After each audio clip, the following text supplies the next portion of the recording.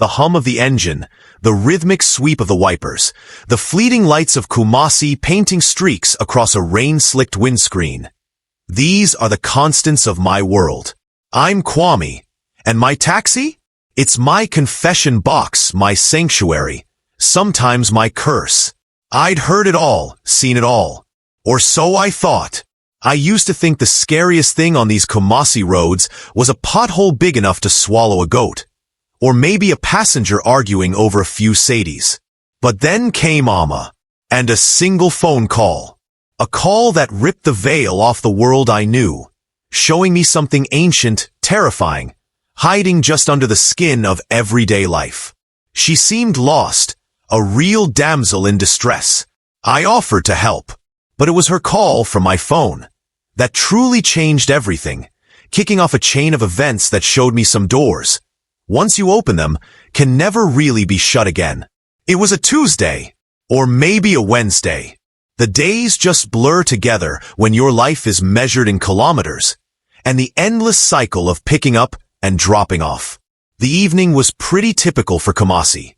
The air, thick with smells of grilling fish from roadside stalls and damp earth, was starting to cool. The usual city soundtrack, distant music, chatter from Kajisha markets still faintly there, the odd horn blaring, played around me. I was tired, the kind of tired that sinks deep into your bones after a 12-hour shift. My old taxi, faithful even with all its grumbles and creaks, was heading for home, for my mother's fufu and the promise of a few hours of restless sleep before it all started again. I was cruising down a quieter street, near the old British colonial buildings, their whitewashed walls stained by time and humidity, when I saw her.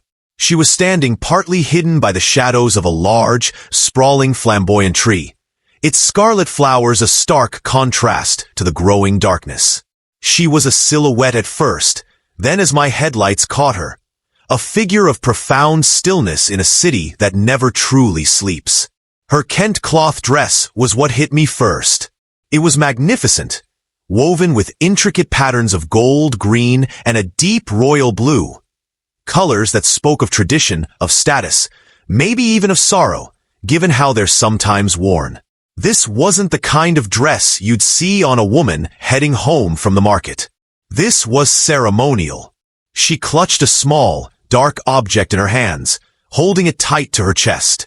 It wasn't until she stepped closer to the curb, her face lit by the dim glow of a street lamp, that I saw it was an Aqua doll.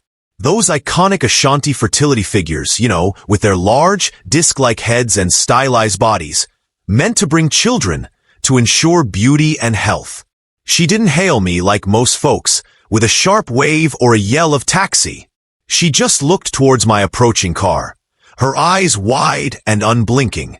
There was this aura about her, an almost real sense of being out of place, like she'd been dropped here from another time, another place, and set down on this unfamiliar street corner. She looked utterly, heartbreakingly lost. My gut feeling, the one that had served me well over the years, was to help. I pulled over, the taxi's engine idling roughly. "Sister," I called out, keeping my voice gentle. "Need a ride? You look a long way from home." She moved towards the car with a grace that seemed odd with her obvious distress. Her face, when she leaned down to the window, was beautiful, but etched with a sadness so deep it made my own chest ache. "Please," she whispered, her voice barely a breath above the thrum of the engine. "I need to make a call. It's urgent." I only hesitated for a second. There was something in her eyes, a desperate plea that went beyond words. "Of course," I said, unlocking the passenger door. "Get in. Where are you headed?" She settled into the worn seat, her Kent dress rustling softly. I don't know the address, but the call will tell me where." Suddenly, the inside of my taxi felt smaller, charged with this unspoken tension. As we drove, I tried to make a bit of small talk, to ease the anxiety you could almost touch coming off her. I asked her name. "Amma," she replied, her gaze fixed on the passing city lights. She offered nothing more. The Akuabe doll stayed clutched tightly in her lap. Kumasi unfolded around us. The vibrant chaos of Adam, the looming walls of the Manhaya Palace, the skeletal shapes of construction cranes against the darkening sky. Amma stayed silent, just this figure of quiet sorrow. After a few minutes, she turned to me, her eyes like pools of shadow. "May I use your phone now?" "Certainly," I said, handing her my old, battered mobile. It wasn't much, but it held a charge and could make calls. That's all that mattered. Her fingers, slender and surprisingly cold, brushed mine as she took it. She dialed a number from memory, her lips moving silently as she recalled the digits. Then, she put the phone to her ear. The conversation that followed was short, and all in Twi, our local dialect. But it wasn't the language that made the hairs on my neck stand up. It was her tone. It was a voice loaded with a desperate, pleading urgency, but also with a strange, hollow sound, as if she were speaking across a huge, echoing distance. "Mama," she began, her voice cracking. "Mama, it's Amma. I'm trying to come. I'm on my way." A pause. Her knuckles went white as she gripped the phone. Don't let them close the door. Tell them to wait for me. Please, Mama. Tell them I'm coming home." Another pause, longer this time. Her breath hitched. "I'm so lost, Mama. So lost." Then, with a final whispered, "I'm trying." She ended the call. She handed the phone back to me, her hand trembling a little. "Thank you," she murmured, avoiding my eyes. The air in the cab felt heavy, thick with stuff unsaid and a kind of dread I couldn't name. "Is everything all right?" I asked, trying to keep my voice neutral. She nodded slowly. "I know where to go now. It's near the old cemetery, by the big silk cotton tree. The old Asakwa cemetery?" An unsettling chill snaked down my spine. It wasn't a common spot, especially this late. But a fair was a fair. I turned the taxi towards the southern outskirts of the city. The journey was silent. The city lights got sparser, the roads rougher. The only sounds were my taxi's suspension groaning and Amma's quiet, almost silent breathing. When we reached the towering silk cotton tree that marked the edge of the cemetery, its massive, gnarled branches reaching like skeletal arms into the night sky, she simply said, "Here. This is the place." I pulled over. The place was dark, and the stillness was unnerving, broken only by crickets chirping. "Are you sure, sister?" I asked. "There's nothing here." She opened the door, the interior light briefly lighting up her face. It was serene now, her earlier distress gone, replaced by a calm that was somehow even more disturbing. "They are waiting," she said softly, and then she was gone, melting into the shadows of the graveyard, her bright Kent cloth the last thing I saw before she vanished among the tombstones. I waited a moment, a knot of unease tightening in my stomach. Should I have insisted on seeing her to a door? To a person? But she had seemed so certain.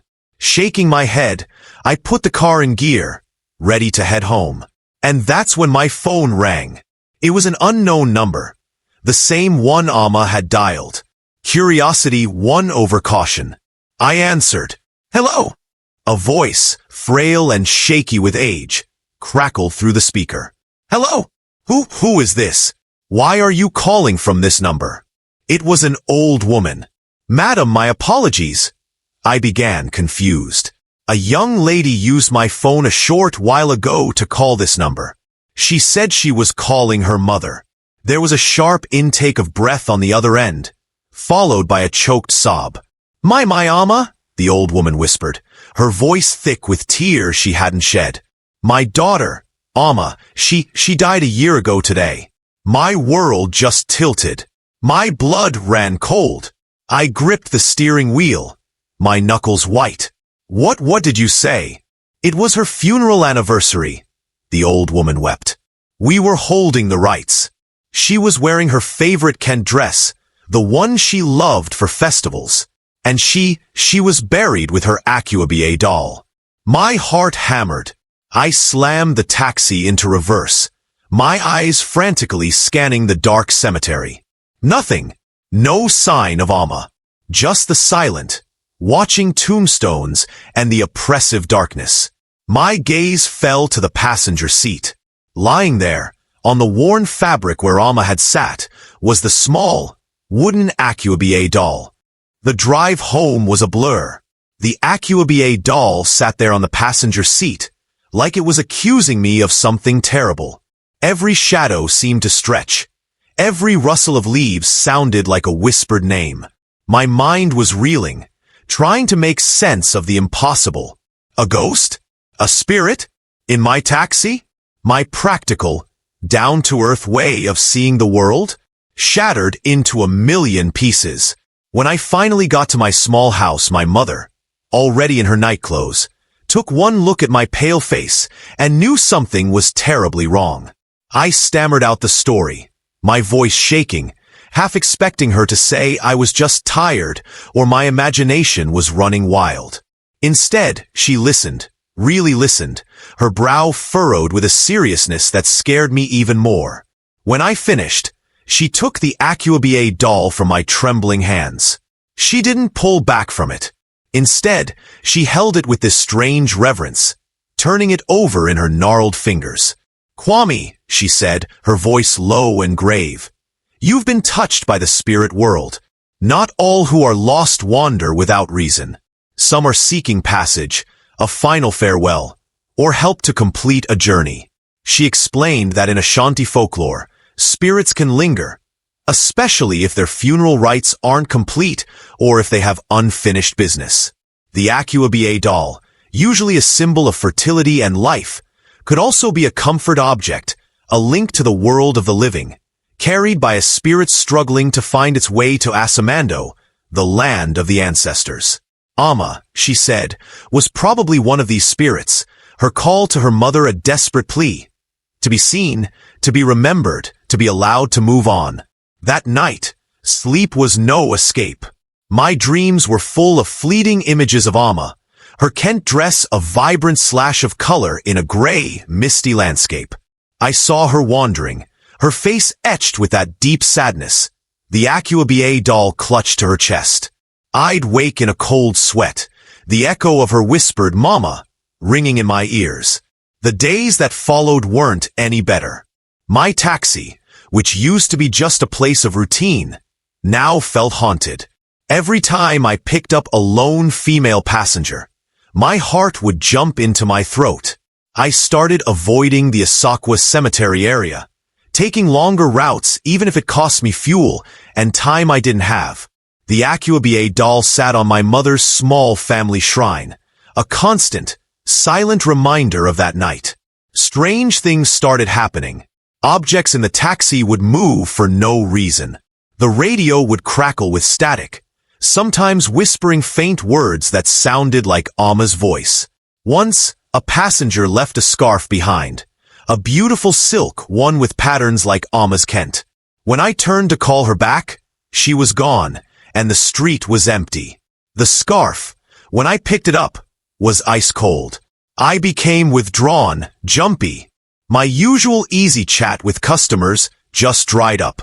My mother, seeing how I was getting worse, decided we needed to do more.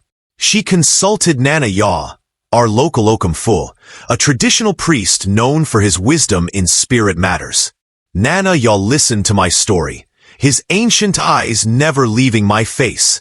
He confirmed what my mother suspected. Amma was a restless spirit, tied to our world by her unfinished journey and her mother's grief.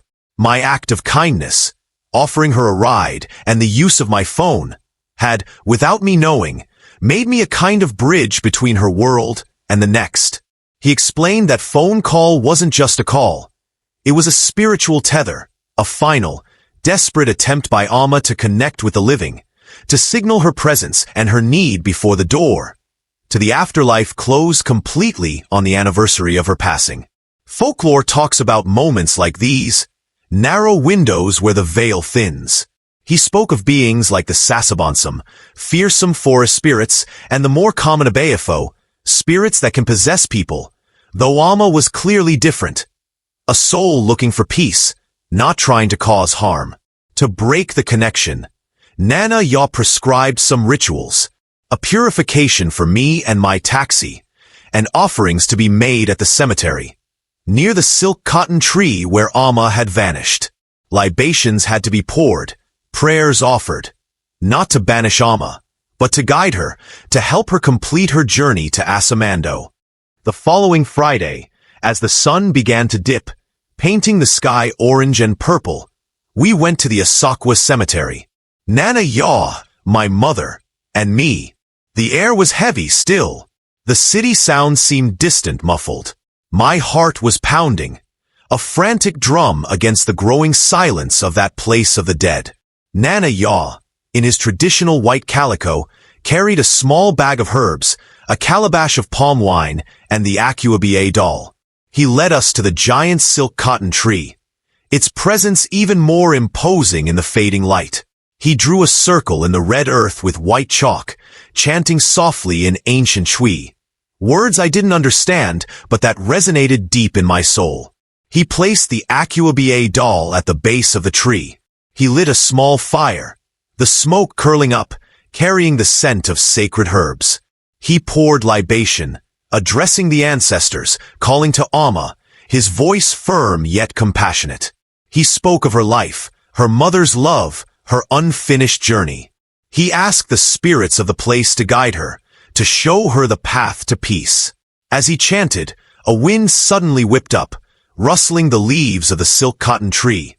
Even though the air right around us was still, the flames of the small fire leaped higher, casting dancing shadows that seemed to take on vaguely human shapes. I felt this deep cold sweep over me, and for one terrifying moment, I thought I saw her, Amma, standing just outside the firelight, her Kent dress shimmering, her eyes fixed on the Akuabiye doll. No sorrow in her face now, just this dawning understanding, a feeling of release. Then, as quickly as it came, the wind died down. The fire settled. The intense cold faded, replaced by the evening's natural warmth. The feeling of a watching presence vanished.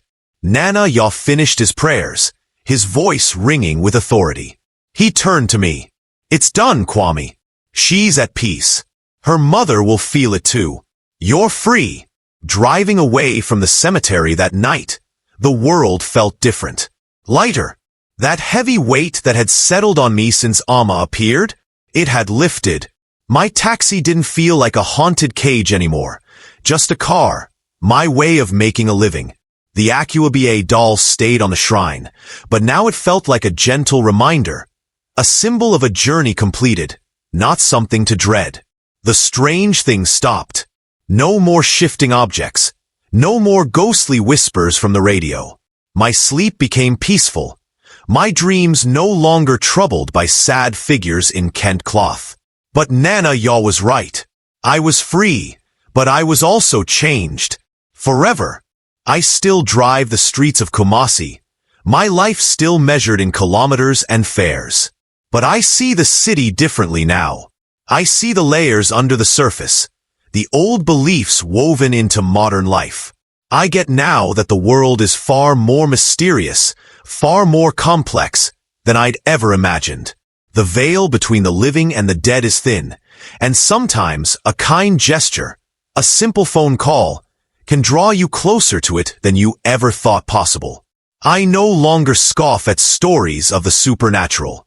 I listen with a new respect to the tales of the elders, the whispers of folklore that drift through the bustling markets and quiet courtyards. I know that some passengers carry more than just luggage. They carry stories, sorrows, and sometimes they are just trying to find their way home, in ways we can't always figure out. My world, once so simple, is now filled with wonder and a healthy bit of fear for the things we don't see. Maybe you've had an experience you can't quite explain. A moment where the ordinary world seemed to peel back, showing something else underneath. What stories does your city hold? What ancient folklore whispers in the shadows of your streets? Share your thoughts, your experiences in the comments below. I still drive my taxi. I still pick up passengers. But now, when I see someone standing alone by the roadside, looking lost, I pause for just a moment longer.